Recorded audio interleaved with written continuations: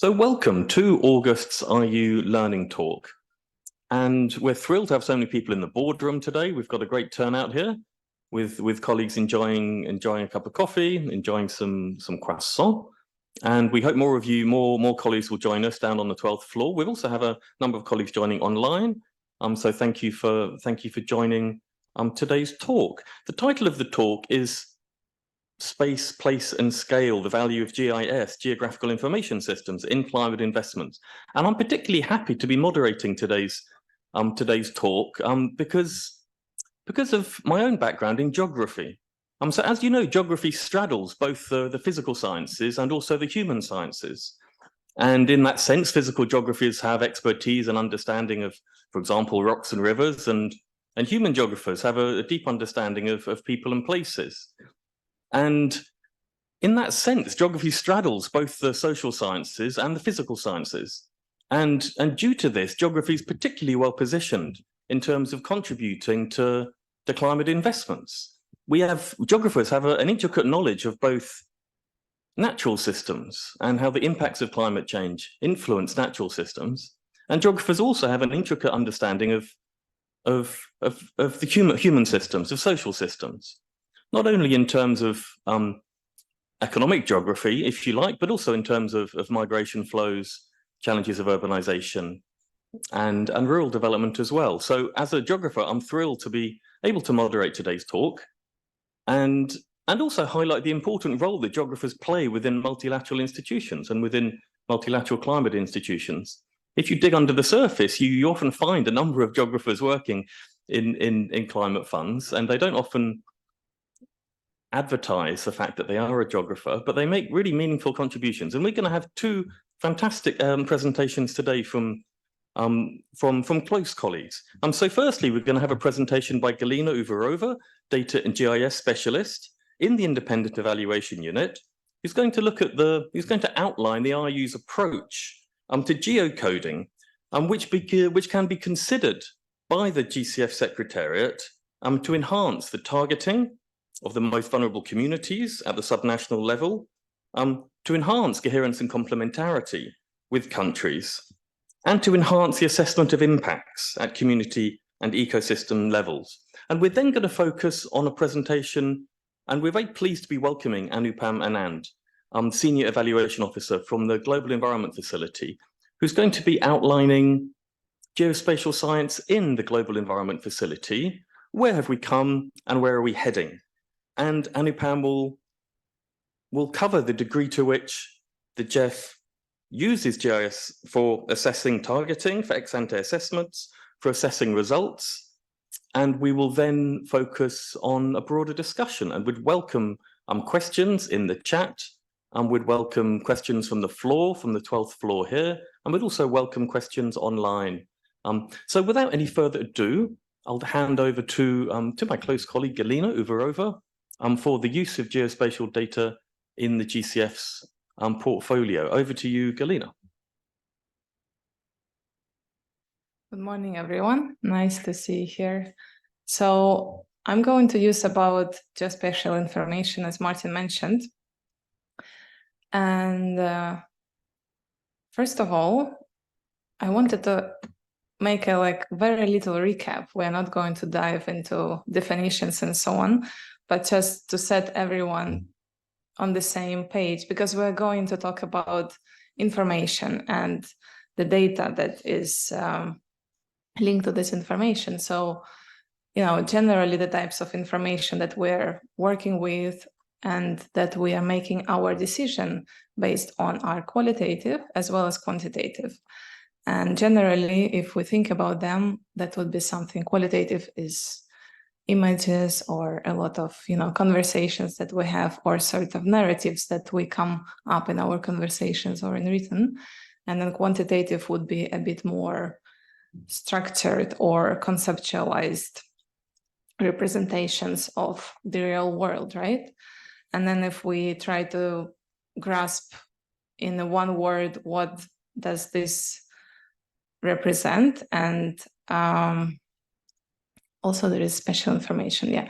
What does this represent is kind of our qualitative information could tell us what ideas are there or what objects are there. And then we can use quantitative methods to see how they're connected, what's linked to what in which ways.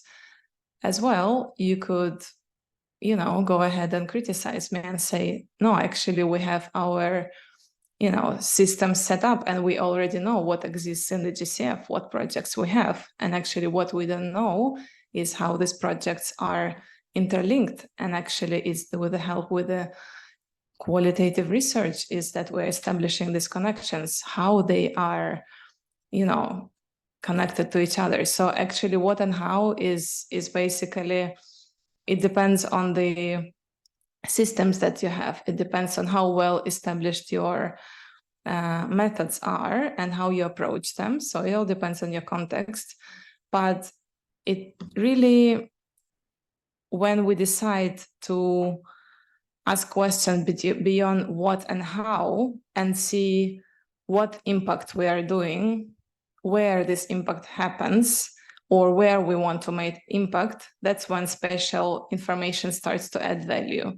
So in this slide, I put special information as something that ties it all together. And that's where all the questions linked to where are going to be asked, such as, where we want to make an impact or where we have made an impact. So that's a 1 minute recap of different types of information. And now the rest of the talk, we're going to talk about if as a fund, we want to think about where we want to make an impact or where we made an impact and how we actually relate to the world out there. How can we use geospatial methods or different sorts of information to, establish where we are present in the world out there?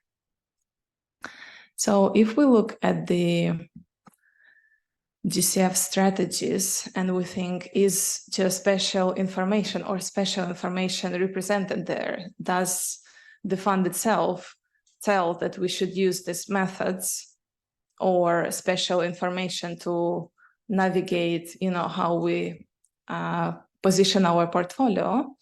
And actually, if we look at the some paras from the updated strategic plan 2024-2027, some parts of it, they are kind of outlining that the fund wants to see where the most vulnerable communities are located, as in the first quotation here, or where the complementarity happens between the funds, in the country, but also maybe within the GCF's projects within the country.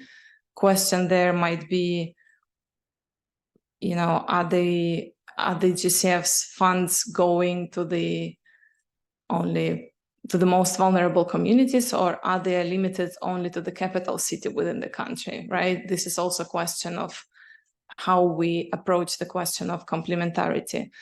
So the strategic documents of the GCF, they have a possibility to incorporate geospatial methods and geospatial approaches. It's a question of how these are going to be operationalized in the upcoming years. Apart from looking at the strategy, we can also think, okay, there is this special information, but how exactly it can be used at, different parts of GCF's operations. We're all coming from different divisions, we all do different jobs, and coming from, like I've been doing different types of geospatial work in different domains for many years, including information technology, mineral exploration, humanitarian domain, disaster risk assessment, disaster risk reduction, and here we are in climate finance, right? So basically, I could talk about this for a very long time, about very different applications of how knowing where our projects are located or where we want to focus our interventions, how it can add value. But it's a question about where we want to focus. So if we look across the project cycle, here I put some examples for you where exactly geospatial methods could be coming in and improving part of the GCF's operations. For instance, coherence and complementarity, as I mentioned, we could see how funds projects on subnational level, how they relate to these of other funds or of the GCF. Is it focusing on the same area repeatedly because all the systems are set up there and it's easy to come back there with another project, or is it going within the same country to new areas which are hard to reach? In terms of targeting high-risk communities, again, is the fund going within the country to the communities which are at the highest climate risk, or again, there are some communities that possibly are being missed? In terms of climate rationale, using available richness of the information on the climate risks, this process of establishing climate rationale can be streamlined, and we have seen, very good examples of using the methodology of building climate resilient pipeline with Jamaica pilot and with others, right? So GCF is already starting to use GIS in certain areas, but it's still not consistent and not very systematic, I would say. But GIS can be used to streamline the question of climate rationale and to make it easier. Again, if we speak about ESG, we can look about are certain indigenous communities being impacted, are by protected areas or biodiversity areas being impacted by certain GCF's interventions. For monitoring and evaluation, I think it's very well explored topics where we can use various tools as satellite imagery or reported data or any other data to see how well project is progressing and, for instance, save costs on the verification of the data that's coming from the field, or actually see what other bottlenecks are existing there for proper progress of the project. And I think that was also widely used during COVID. It was a very helpful tool to make up for the inability to visit the field at these pandemic years. Then evaluation and impact assessment, again, because we always want to be able to compare. We always need a comparison group. So again, geospatial information, it's in many cases it can be collected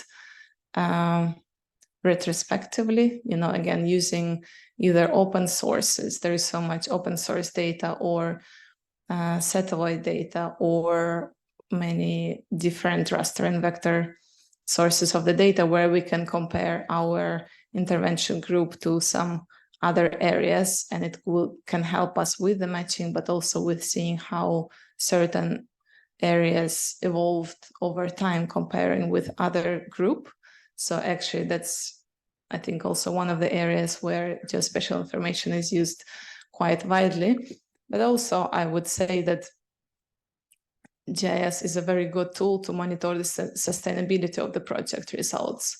We always say that sustainability is one of the investment criteria, and that we want to see that GCF's project results are sustainable beyond the lifetime of the project, but it's expensive, of course, to monitor that and to have people being present there or to check how exactly things are going after the project completion. But if the system is already set up, this is one way to make it in a very cost-effective way and just to check later on how things were going.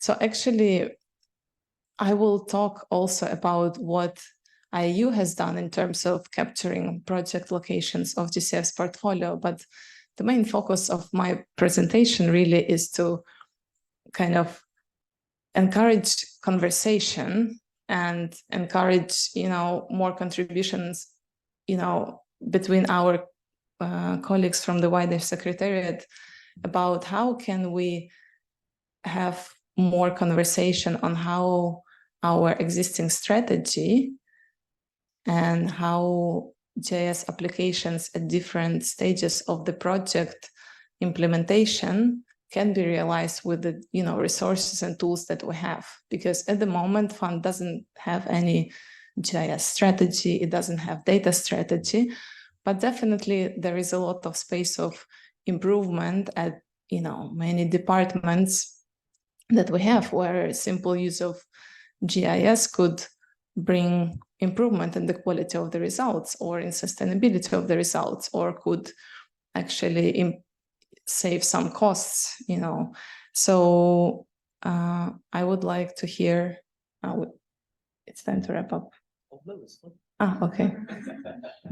Martin is giving me on time check, so I'm looking at him.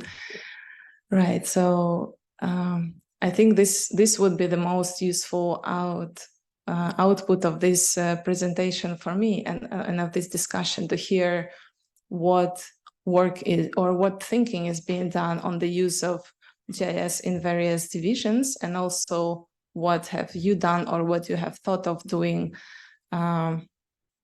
with GIS in your work in particular. I also want to mention that the use of GIS could be expensive, but it will definitely add quality of the work in every step of project cycle, as I mentioned. And I want to underline that it can be expensive, especially if you are not sure what you're going to do with the GIS, right? So as in the project management, everywhere we have this triangle: resources, time. And so if you are not in the scope, so if you're not sure about the scope of what you're doing, of course, you will never have enough time and resources. And then, you will run out of time and you will not have enough resources. So it's very clear. It's very important to be clear on what you're trying to achieve. So the wish list is long. It's just some options that I have presented. But actually, if you define what value you can add in your work with using the geospatial data, it can be quite cost effective and it can be quite targeted. But if it's not very clear what you're trying to achieve, then indeed it can take quite some time to get there. Another point I wanted to bring up before explaining what we have done with the project locations and showing some examples of the work that we have done in the IEU is to say that from my experience, we have used GIS to inform policy and decision making. And one example is that we have worked with governments.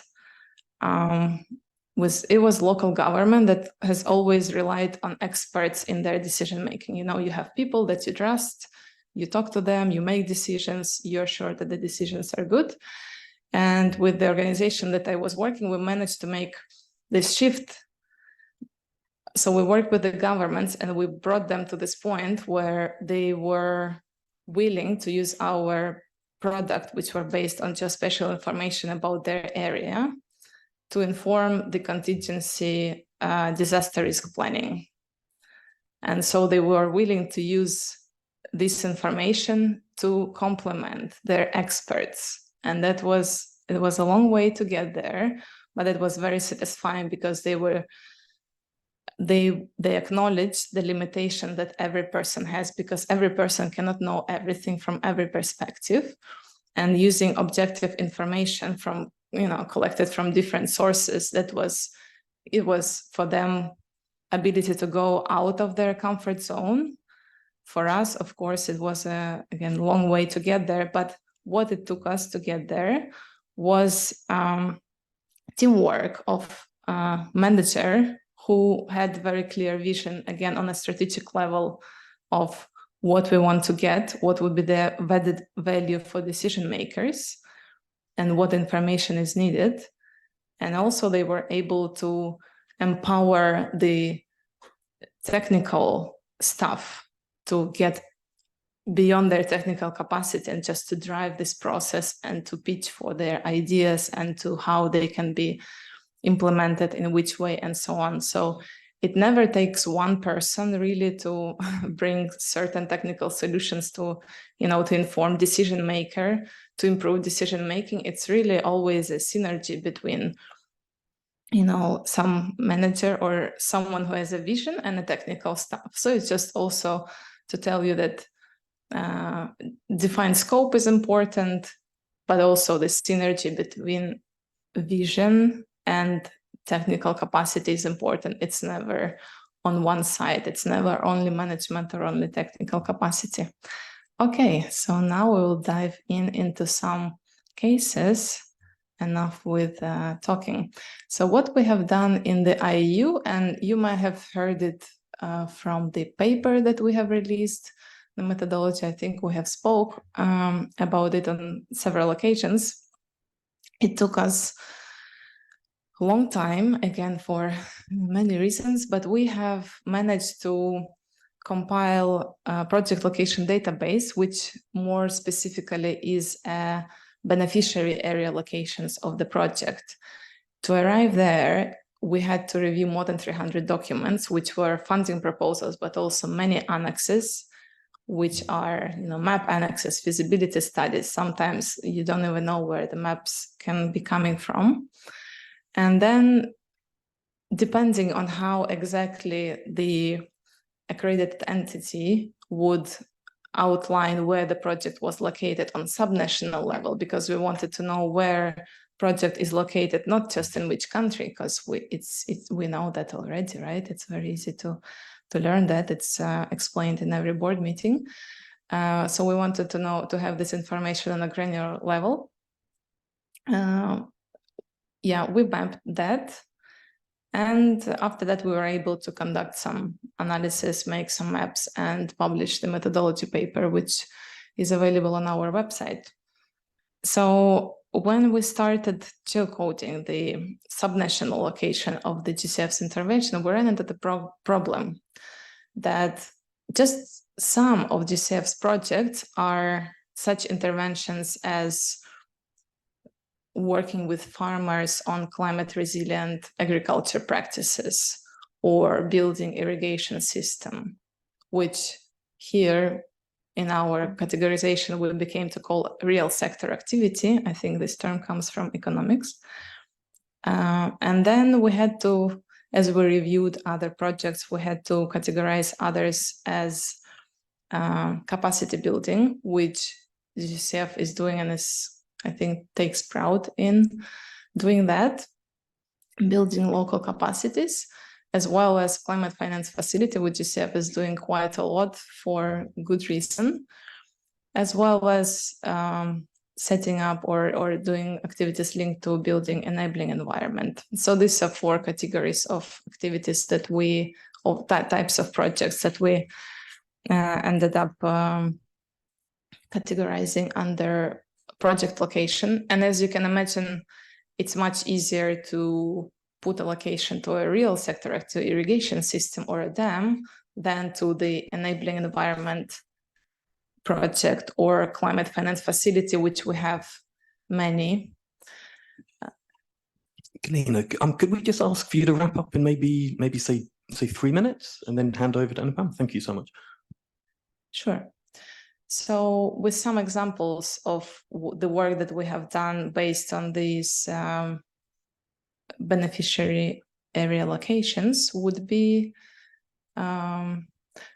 just one more thing to say, illustration of the source documents for the project locations. If you think that all of them are very clear, that's not always the case. We have all range of input documents that have to be decoded in order to identify project location. So one is on the left, one is on the right, and you have to identify where GCF's project was taking place. So on the left is actually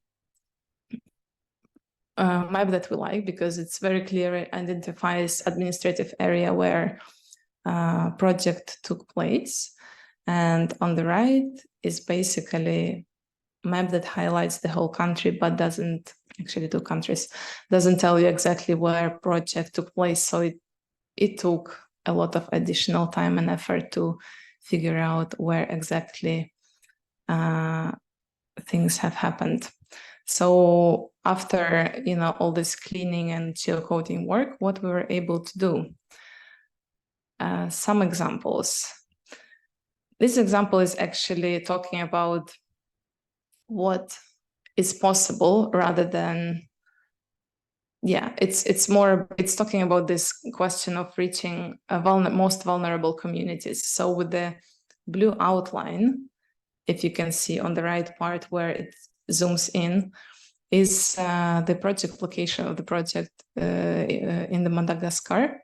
And the fill is the population density. So you see the lighter the fill, the lower the population density, the darker the fill, the higher the population density is. And then the red dot fill is the area which has a subsidence of risk of subsidence. So it's low-lying land. And so it has a risk of water submerges, as we know the sea level is rising.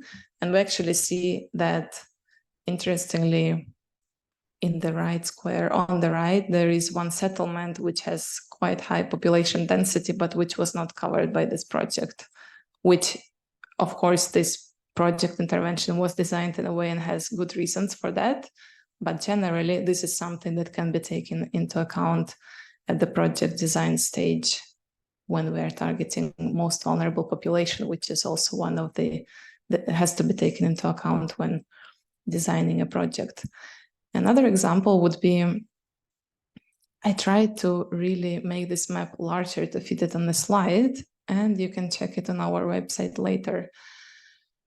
What it tells you in 3 sentences is presence of climate funds in various GCF eligible countries. And red dots, so in red is actually GEF. So that's kind of a slow transition to the next speaker. And we see that many countries that have only one climate fund, that would be GEF that's present there. And in the countries which have a pie chart, and the larger is the pie chart, usually the larger is the share of green there. Green is GCF, obviously. So the quick conclusion that we can make is that GEF is actually possibly, like the hypothesis that we can form just looking at that map is GEF would often possibly comes into the countries to build capacity and to create enabling environment to access climate finance, right? And then GCF bringing large volume of finance, we actually see that it usually doesn't come first. It never comes as a first source of climate finance, but it brings large volume of finance. So we see kind of confirmation of its role in a scale up of climate finance. So that's an interesting demonstration of how maps can be used to look at the climate finance and in the role of funds and complementarity. And just very quickly, we will look at the time to travel to various small island developing states. So the map tells you basically the larger is the circle, the larger is time to get to the closest city. And we can see, again, because we're short on time, I will not get into the details, but we can see that there are regional patterns. And we can see that countries, particularly in the Pacific, so in the center, they have much larger average time to travel to the nearest city, which can makes you think about certain policies around the transaction cost and generally about structuring projects and transaction costs in seeds. So this is some examples on how we used the geospatial data. And of course, I want to reiterate my point that I think it should be used much beyond the evaluation. And I think we will be very happy to get this data, not from the funding proposals, but actually from the GCF systems. So we would be very happy to see systems being set up in a way that they capture actually project location during the project development and implementation. And I hand over to the next speaker. Thank you very much, Galina, for a very comprehensive presentation outlining the GCF project cycle and the different points at which geographical information systems can be utilized to improve the effectiveness of the fund and the efficiency, and also increasing complementarity and coherence with other funds. So thank you ever so much for that. We're going to move very swiftly on to Anupam Anand, Senior Evaluation Officer with the GEF, to highlight how the Independent Evaluation Office of the Global Environment Facility has mainstreamed the use of geographical information systems and within Global Environment Facility programming. Over to you, Anupam. Thank you, Martin, and good morning, everyone. Before I begin, I would like to thank the GCF IEU for having me here today. And thanks, Galina, for setting this stage. Next slide, please.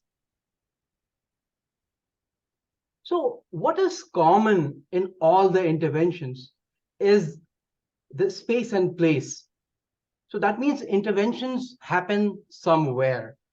And this information on where is very crucial because it can be used to decide where we want to intervene. So it's useful for targeting. It's useful for monitoring and evaluation. It's also useful for looking at the sustainability of the interventions. So this location on where, as Galina pointed out in her introductory slide, is known as geospatial data. So that's what's special about geospatial, that we know where the projects are taking place. Next slide, please. So much so that this information has been used by different conventions, by different scientific bodies, not only to assess the state of environment, but also to set targets, to measure the progress towards those targets. So a quick example from SDG. We know that SDG has around 231 odd indicators, and of which 36 are directly drawn from the satellite data. There are another 36 that actually draws from various geospatial data.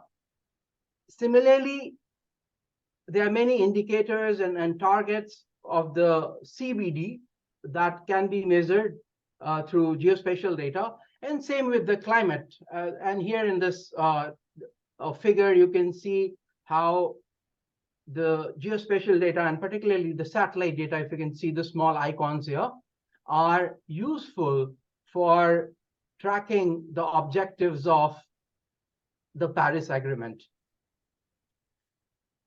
So very quickly, I'll give you a whistle-stop tour of how we have used it in IEO at the GEF Evaluation Office. Next slide, please. So what you see here is a map of protected areas across the world that GEF has funded, and this is just a sample of it. And we know that protected area is very useful, not only for biodiversity conservation, but also because they sequester a lot of carbon and they provide various ecosystem services. One of the criteria of or for the GEF protected area is that they should be in areas of significant biodiversity. That means it could be an intact forest, or it could be home for an important or significant animal. As an evaluator, we can assess if they are not in the right places. We can question the relevance, or question the targeting. But the same idea can be used to do better targeting. So here we did that. What we did, we overlaid this with area of significant biodiversity. So important forest types, important species range. Next slide, please. So this is where you can see the overlap. And we found that indeed, next slide, please. So we found that indeed most of the GEF protected areas were in key biodiversity area or international designations such as UN heritage sites or Ramsar wetlands. So this information can be applied not only for biodiversity, and as Galena showed, it could be applied for climate change adaptation, for identifying the areas for maximum climate mitigation. Next slide, please. So once we know that we have intervened in the right places, next is what is happening there. Did we make any difference? And that's where here's an example from a recent evaluation on peatland conservation in Vietnam. And this is a kind of a really good model for all the peatland projects in the Mekong region. And the problem they were facing was of fire, because the peatlands have a lot of fuel load and very volatile gases. So they are susceptible to burning really quick, and the communities would go for bee collection or for fuel wood collection, and they will try to smoke the bees or light a cigarette, and there's an explosion and there's a burn. But after the project intervention, you can see that there's hardly any fire. So fire frequency has almost ceased in the intervention area, whereas when you look at this image, the satellite analysis, you can see that the adjacent area has a lot of fire still. And this idea can also be used to assess sustainability. So once the project stops, what happens after that? Do we have the fire back or not? So you can assess it without using much resources, without going and visiting the site, because that could be expensive. So not only you are able to see what is happening during the project period, but also beyond the project. Next slide, please.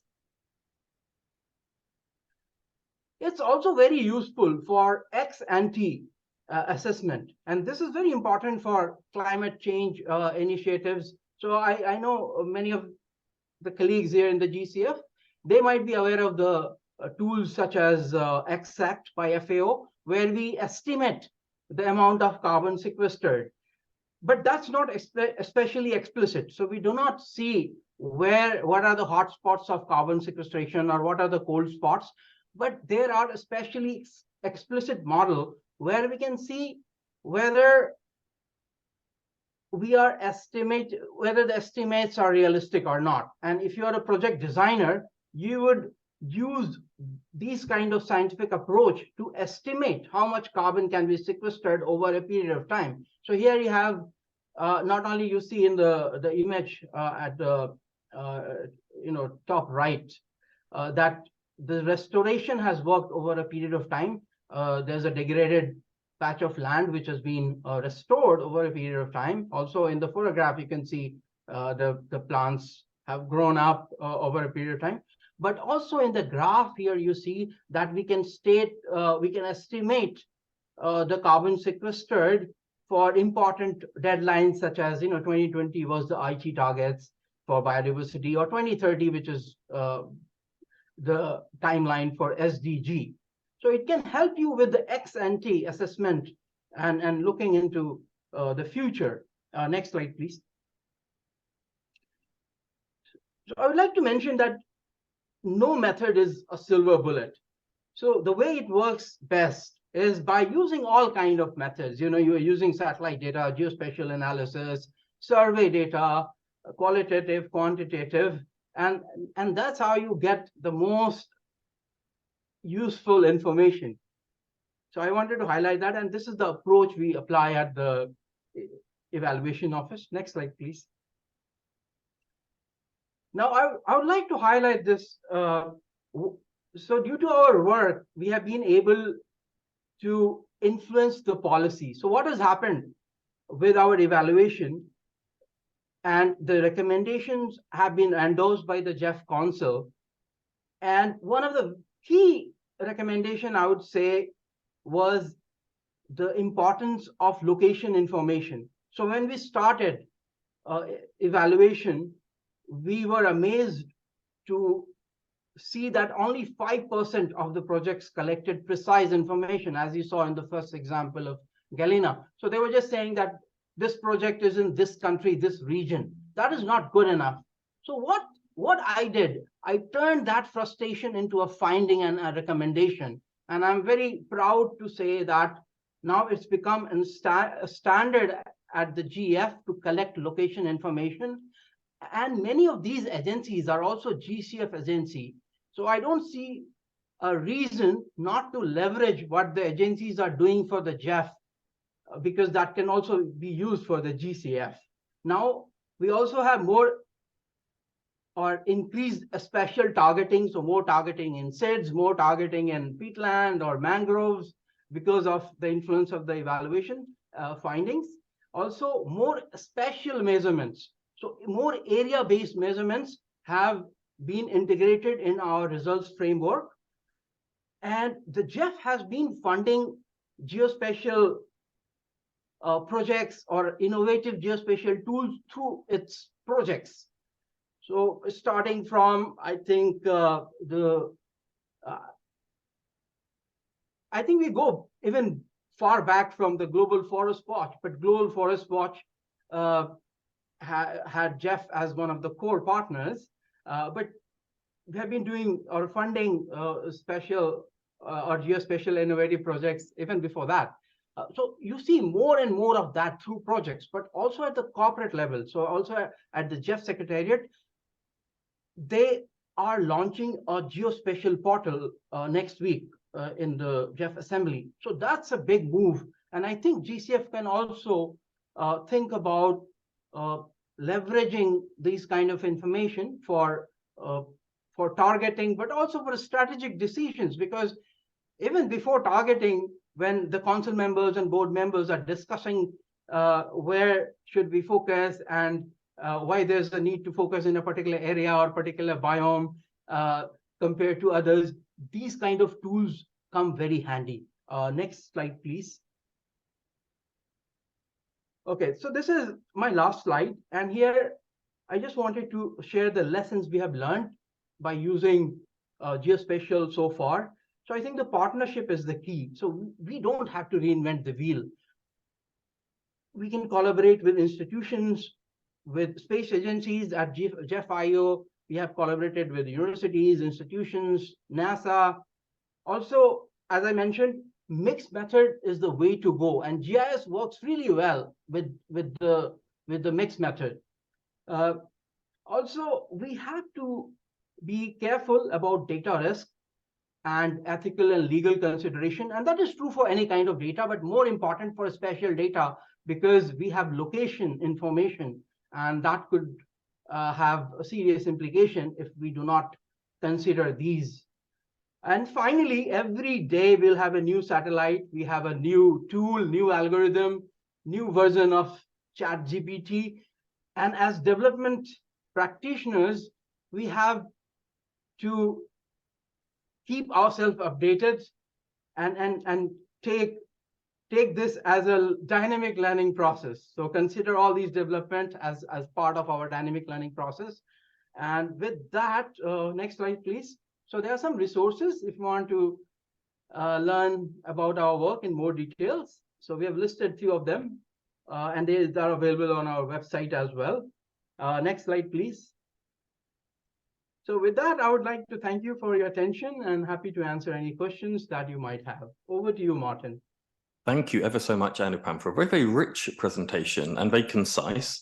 And so we now want to open up to the floor. So we've received a number of questions beforehand through registration, but we have a large number of colleagues here in the boardroom on the 12th floor and a large number of colleagues online. So before turning to the questions we received through registration, I'd like to ask any colleagues here whether they have any questions from the floor, or if you're online, please just raise your hand and feel free to pose any questions to Galina or Anupam on the use of GIS and in particular the efforts that the GEF has made in mainstreaming geospatial data within GEF programming.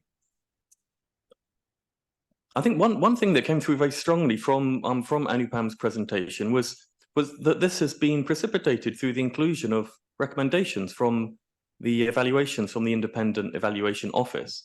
So so including, for example, repeated recommendations to the board of the GEF has increased the uptake and mainstreaming of geographical information systems there, and that's something that perhaps that we can all learn from here. I can see 3 colleagues have their hands up. I'm going to start with Aimee first, and then Victoria, and then Archie. Aimee, over to you.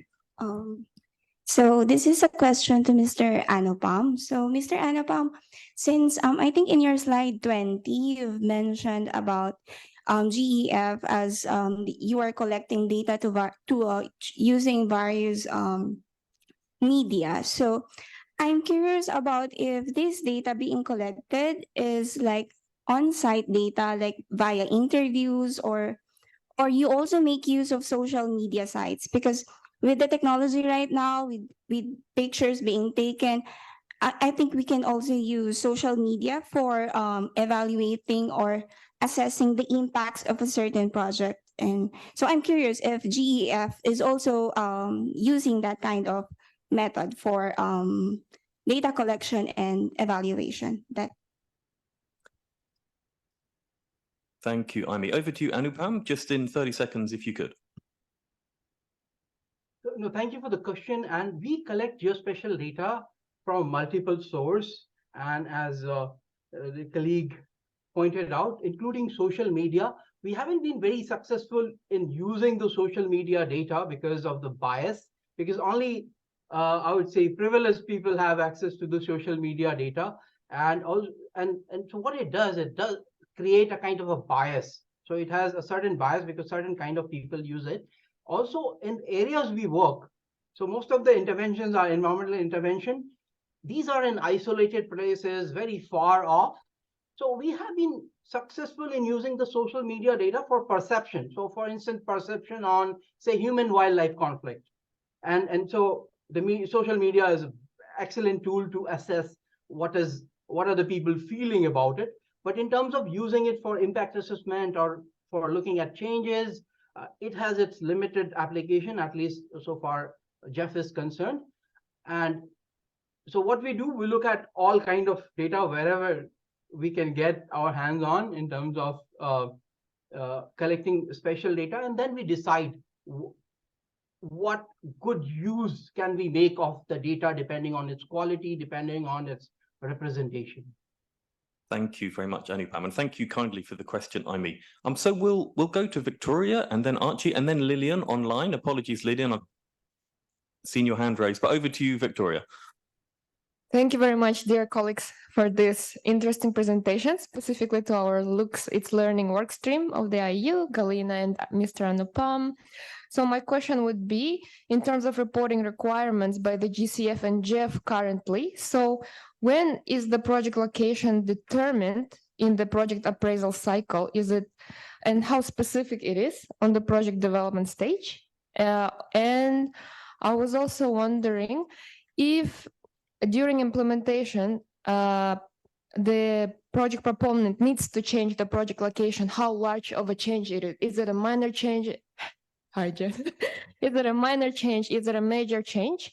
Normally, of course, it will be case by case, but it just what's the practice. And maybe the last sub question is, when do project proponents transfer the project location like details on admin level to the GCF and GEF? So the GEF GCF programming teams know more specifics. Thank you very much, Victoria. So over to you again, Anupam, perhaps 45 seconds for these, if you could. Okay.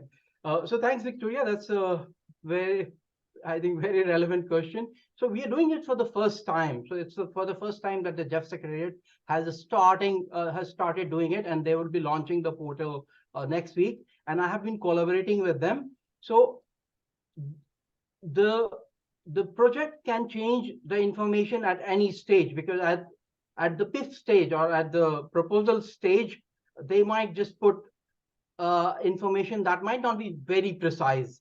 And during the midterm, they might be able to update it, and they are able to update it. And of course, before the project closure, also they are able to update that information. So there's no kind of a cutoff time for them to update the information, because we understand that once the project starts, then only you get to know the precise information. At proposal stage, you have some idea, but it could not be the precise information. And in terms of precision, we have been working with different agencies, and most of the data is precise, but there's still some challenges that we need to address based on what we learn from the data. So this is an exercise that we have just started after we have received the first set of data. So you will hear from us in, I would say, a couple of months on what are the challenges and how we plan to address those. But very, very useful question, I would say. Thank you very much, Anupam. Thank you kindly for the question, Victoria. So we'll turn to Archie quickly, then Lillian, then Adam. Over to you, Archie. Thank you. Thank you, dear speakers. Hi, Anupam. Just two questions. So I think, as Prashant might say, that we're paid to be skeptical if we work as evaluators, and that's my current job. So that's why you're getting so many questions from evaluators. One question for Galina: what's the benefit of putting the case 3 on a map as opposed to just putting numbers? Because it's just data on travel distance to urban centers. What benefit comes from putting it on a map as opposed to a condensed table in terms of visualization? And one question to Anupam as well. Anupam, thanks so much for that study, but given the limitations of this data in establishing causality, is there any evidence that we know where actually this data has led to more efficient or effective policy making or decision making as compared to other methods? Thank you, Archie, very much. So over to Galina first, perhaps 30 seconds, if you could, Galina. And then we'll hand over to Anupam for the second question. Galina. I'm trying to use my first 2 seconds very quickly. So sure, Archie. The case 3, surely you remember that is coming from the SEEDS evaluation, and that was actually from these maps.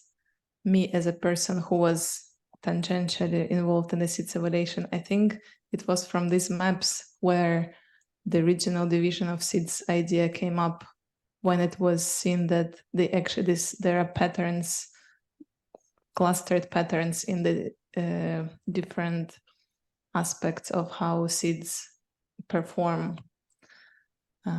Yeah, so that's a very concise answer.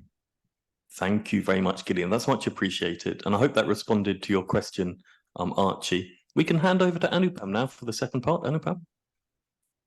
Yeah, thanks for the question, Archie. I think we have a lot of evidence where we can say that this kind of analysis of the geospatial data has been, I would say, in many cases, instrumental in affecting the policy decision. I would start from the Montreal Protocol, for which Jeff had supported early on, and all the information about the ozone hole and how it's closing has come from geospatial data. I mean, same with the deforestation and how it's changing over a time. So the beauty of this kind of data is that it's very objective and it's transparent. You can put a finger on the map and say what is happening there. So the onus is on the stakeholder or holders to prove otherwise. And so that's the beauty of this kind of data. But as we all know, as evaluators, that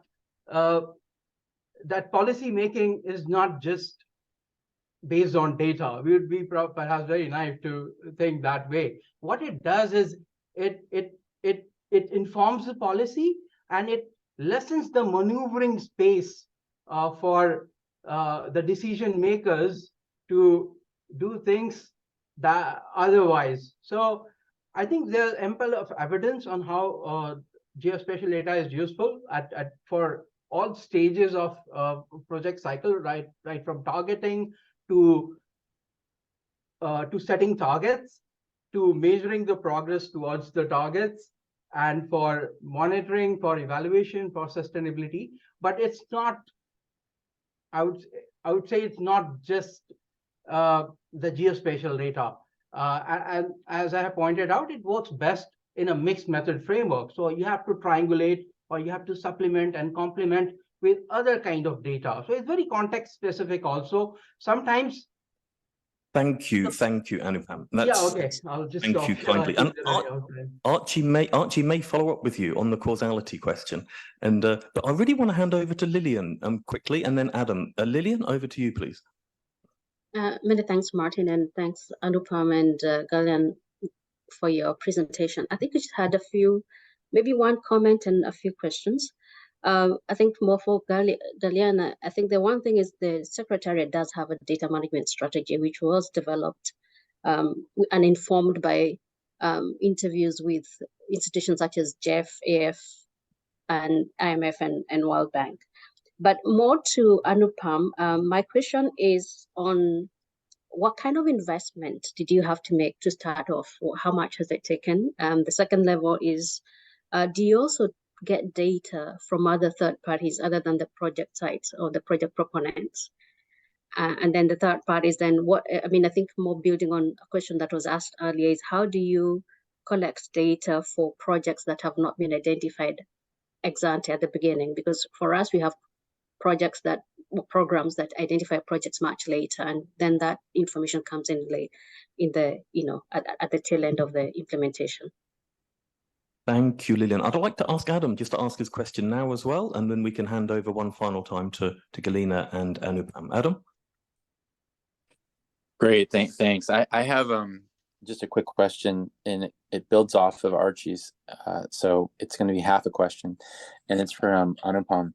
I'm thinking about accountability, and how has Jeff used the geospatial as a way to hold stakeholders accountable for performance, and have they incorporated this kind of evidence into funding proposals or to the agreements that are signed?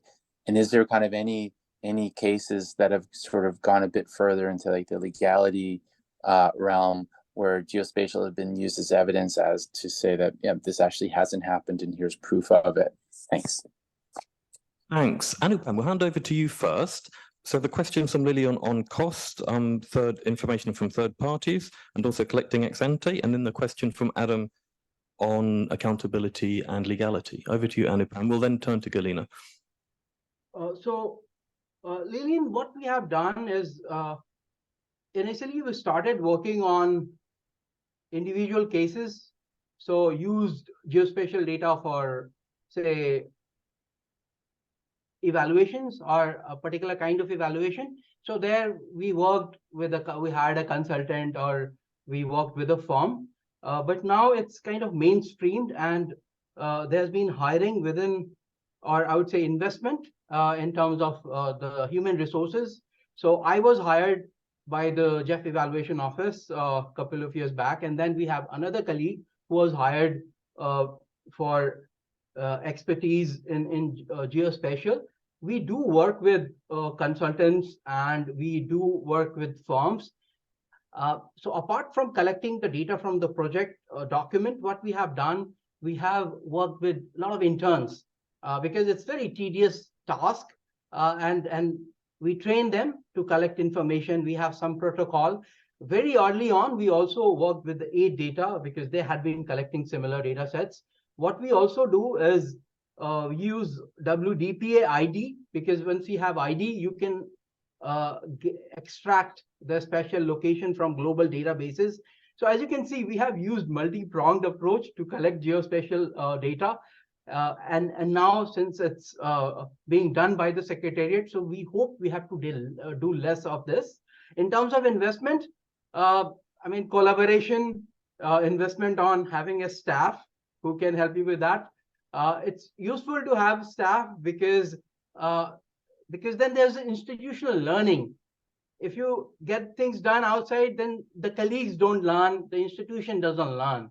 So it's been a part of the strategy to have more people being trained in this, and we have had workshop for our internal staff and also for Secretariat, so that they are aware and they know what are the limitations and what are the advantages of using these data sets.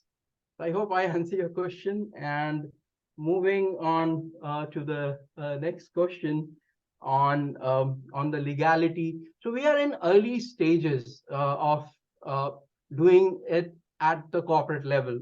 So collection of data at a corporate level. We use the data that has been submitted by the agency. So these are in public domain. There are certain kind of data that we have not been collecting.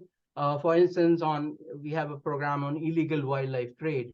So we don't want to give certain kind of locations because then it will put certain species at risk and might put certain people at risk. But apart from that, these are the kind of interventions which are not very harmful. And again, there are certain ways we can address the risk that is associated with data privacy. But none of this data is about individuals. So we are safe in that safe domain because we're not talking about individuals. These are project locations and which people can find otherwise also. So we are not in humanitarian and those kind of domain where we have to be super careful. We still have to be careful, but we haven't faced any such problem. Within our evaluation, we have used this data to highlight certain things that have been said and proved otherwise on the ground. So based on the analysis, we have proved that the claims by the project is not true. So in that way, we have been able to inform our council and our decision-making bodies. Thank you, Anupam. Yeah.